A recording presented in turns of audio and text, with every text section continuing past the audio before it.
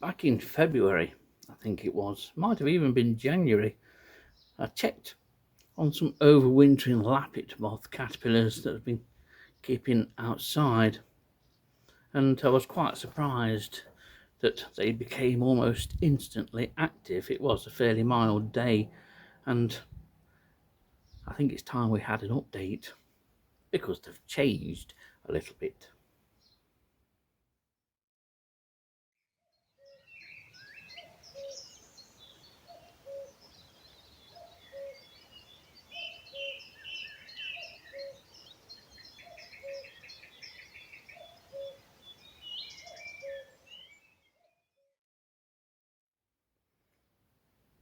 In fact, they've changed an awful lot.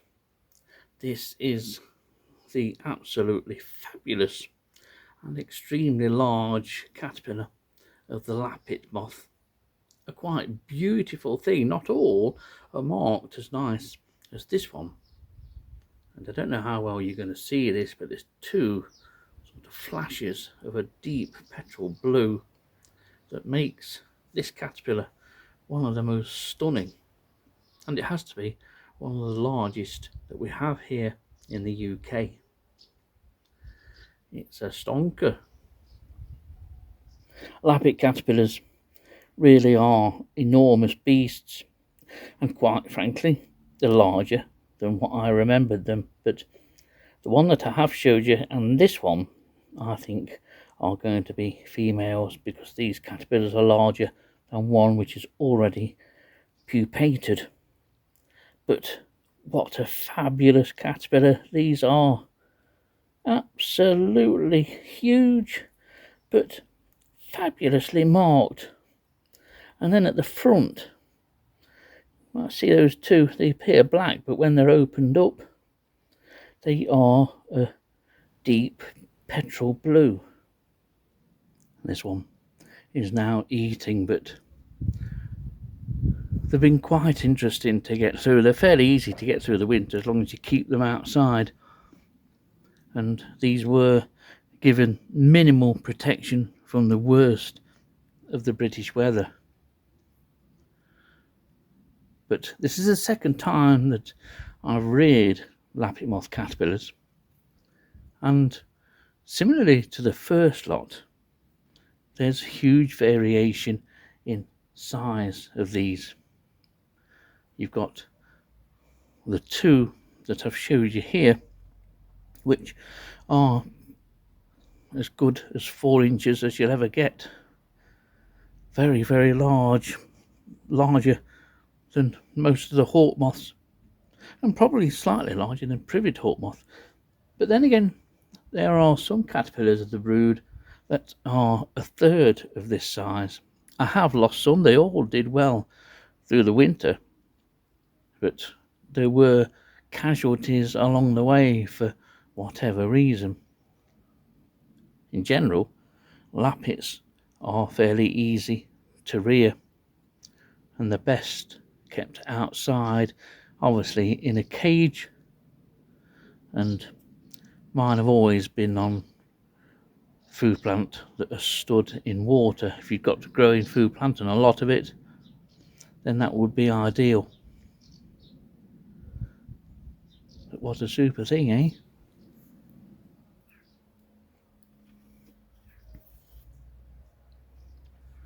And then on this one, you can see those beautiful blue hairs, and the quite remarkable front part of these caterpillars. They're just absolutely awesome things. I can't remember any of the first lot that I had, of which I managed to get 3 to adults, but they were all at different stages. So as fast as one hatched out and died, then another one hatched out and then died, and then another one hatched out and died. The big problem that I have is being able to get a pair in order for at least a chance to breed these monsters.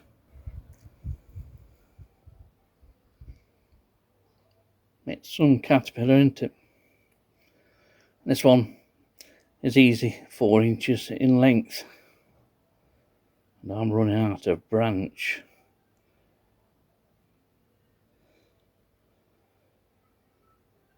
Absolutely stunning things. And the moth equally as stunning.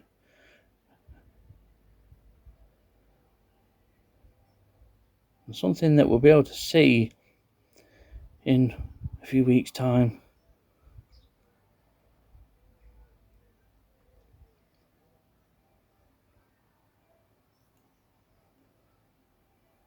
A quite beautiful caterpillar.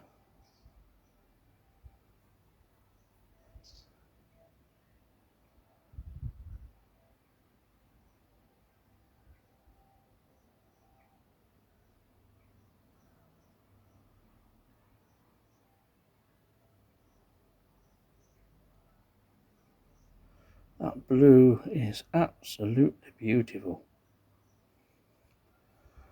But you can see at the back of the head and all the way down almost look like legs sticking out, but they're not. They're just like tubercles, like extensions, of which the hairs grow out of. The legs are of course underneath, and these, as you can see, just as striking underneath.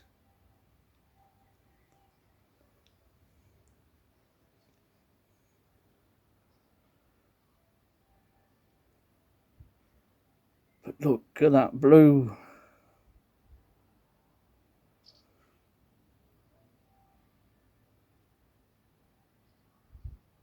Beautiful.